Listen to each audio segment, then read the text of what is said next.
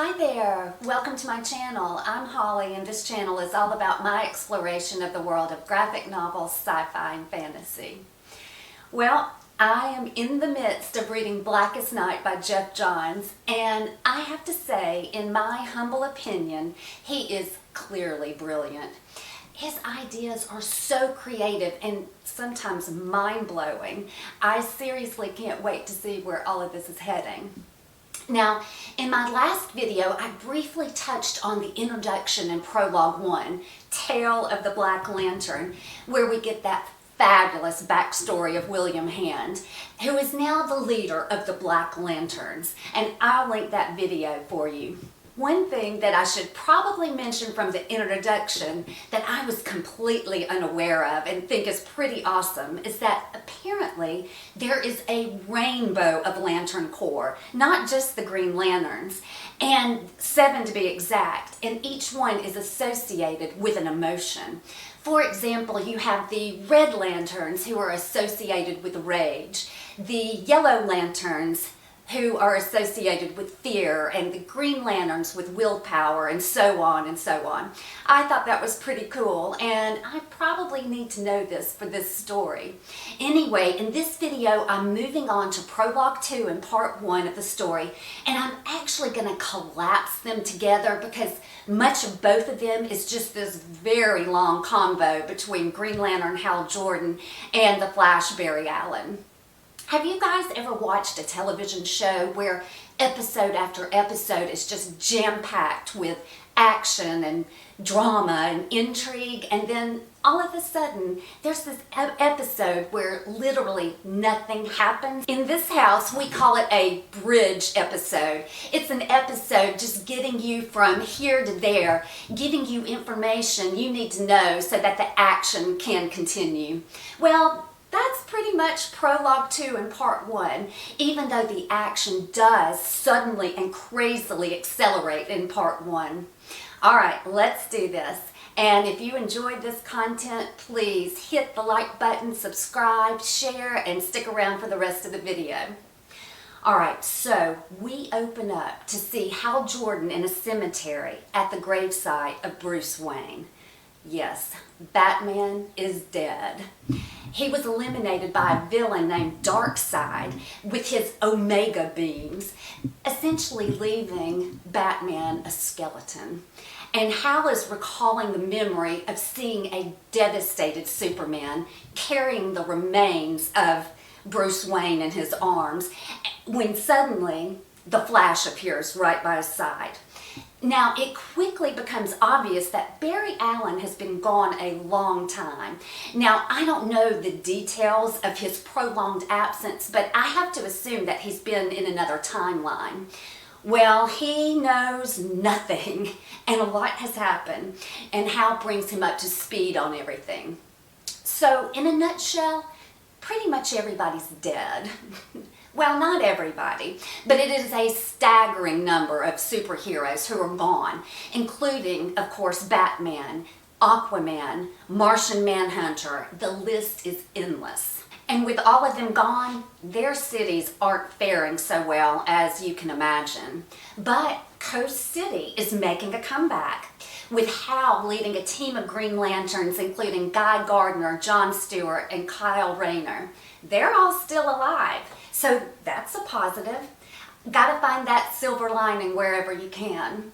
But a saddened and stunned Barry Allen demands to know who all have died in his absence. Of course he's in complete shock.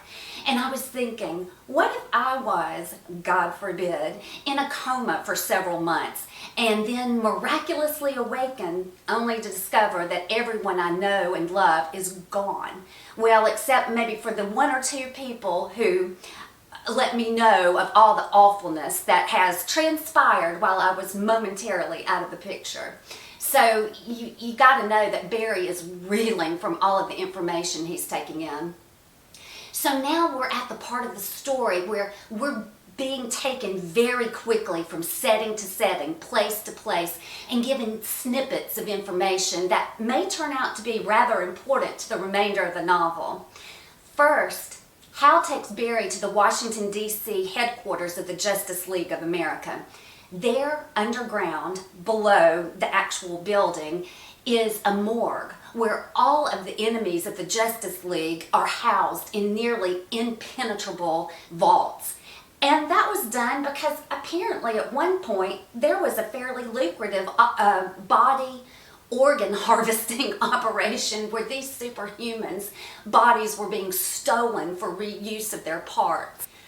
Okay, this sounds like something that Lex Luthor would love to be a part of. It wouldn't surprise me to find out that he actually was the one to start the whole enterprise, or at least try to muscle his way in once he discovered that it was happening. You know what? I don't know this story. I am hoping that Lex Luthor is in it somewhere.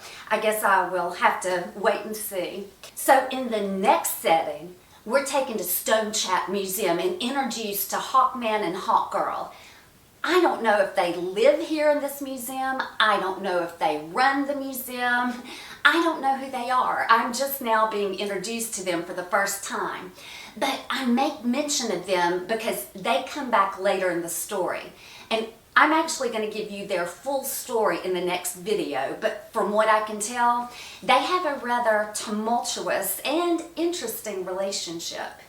Now, back to Hal and Barry. As their conversation continues, it gets interrupted by a very upset Alfred. He's just been to visit Bruce's gravesite and has discovered that it's empty. His body has been stolen. And I will give you one guess as to who has possession of the remains. Why, yes, it's William Hand. And he's been carrying around Bruce's skull like a trophy. And he's kissing all over it and being vile and disgusting because he's vile and disgusting. And he's talking to the skull and waxing poetic on how death comes for everyone and that no one can escape it, not even Bruce, and that Bruce is connected to them all. That makes me think. I wonder if William needs Bruce's remains, or at least his skull, for whatever it is he and Death have been planning. I guess we're going to find that out. All right, our next setting is now Oa, home of the Guardians of the Universe, the ones who founded the Green Lantern Corps. They are looking across the universe and they do not like what they see. In every sector, all of the different Lantern Corps are fighting each other, and they've allowed their emotions just to get out of control.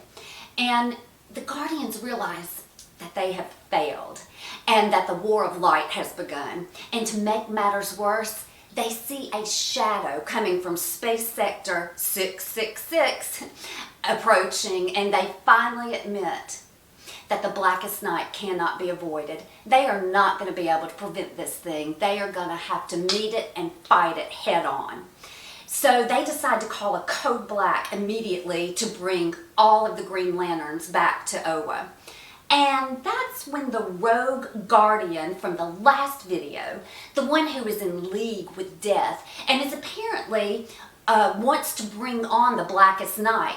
And he says, they're never going to get this message because it's never going to get sent.